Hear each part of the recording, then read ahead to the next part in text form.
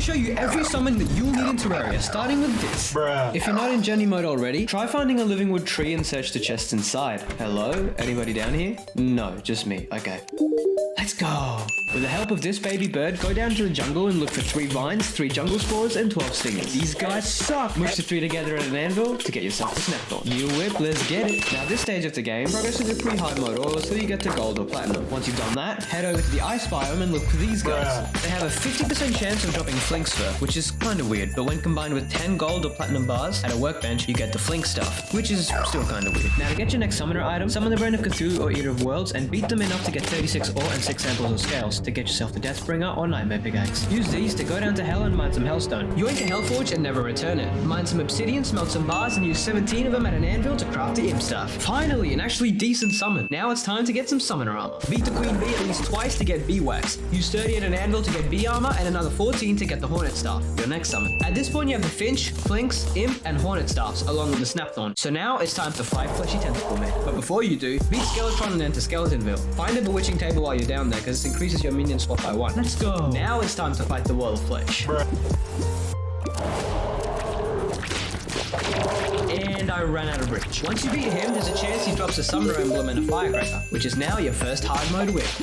This is a black recluse, and when it dies, it drops spider fangs. I'm gonna need to kill these guys, aren't I? Yup. Go to an anvil and use 36 spider fangs to craft spider armor and 16 to craft a spider staff. Your first hard mode summon. Now mine a few altars and get blessed with a few pebbles. Farm souls of light and night, and head back to the ice biome to find an ice golem. Finally, one spawned. What do you say to an angry ice golem to calm them down? Yo, chill. That was kinda mid. Beat the golem and get the frost core, then combine the souls of light and night with it to get the cool whip. It is a pretty cool whip. Now do some progression, and when you've defeated the twins, use 2 lens, 1 black lens, 12 hallowed bars, and 20 souls of sight at a hard mode anvil to craft the optic stuff.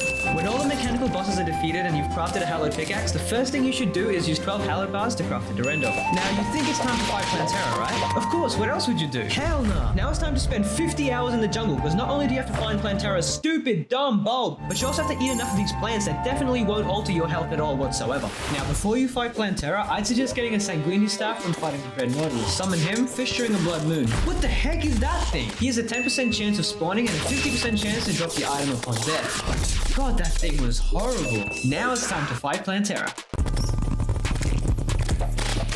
With the help of your bats, you should be pretty easy. When Plantera's been defeated, she has a 25% chance to drop the pygmy staff, which is really good for the next boss we better fight. Aye, let's get it. But before you fight him, go to the witch doctor, which should spawn if you beat the queen bee, and buy the tiki set from him. Now go down to Skeletonville and get the morning star from Armored Bones. This whip does 346 damage, which is pretty neat. Summon a solar eclipse by using the solar tablets found in the temple, and try to get the deadly sphere staff from Deadly Spheres. This thing has a 2.5% drop rate. 2 hours later. That was the third biggest time waste of my life. Aside from this video here, and this video here, and anyway, now it's time to beat Golem and get a Xeno staff by destroying UFO with the Martian Madness in it. If you got a desert key from any desert creatures, you can also get the Tiger staff from a desert chest. Summon a pumpkin moon and look for morning wood, and beat it to get a necromantic scroll. You can also get a dark harvest whip and a raven staff from here if you're lucky too. Purchase a Hercules beetle from the witch doctor for 35 gold. Make sure he's in the jungle, otherwise he won't sell it. Combine the beetle and the scroll at a tinkerer's workshop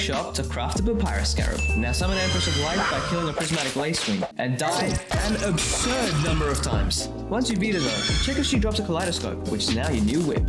New whip, let's get it. If you beat her in the daytime, she drops an insane summon that's definitely worth your death count.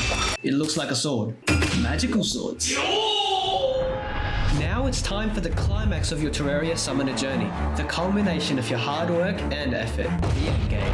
Let's do this. Fight the cultists and summon the celestial pillars. Go straight for the Stardust pillar first, then use the fragments at an ancient manipulator to craft the Stardust dragon staff. That's a long dragon. Beat the rest of the pillars and get ready for the biggest fight of your journey. Alright, we got this. Alright, here we go. Now at this point in your journey, you've collected all these summons on screen. The only thing stopping you from the finish now is the Moon Lord. It all depends on you winning this. Hi, we got this. Keep a safe distance and let your summons cut through the Moon Lord. Just don't die. Don't die. Come on, come on, come on.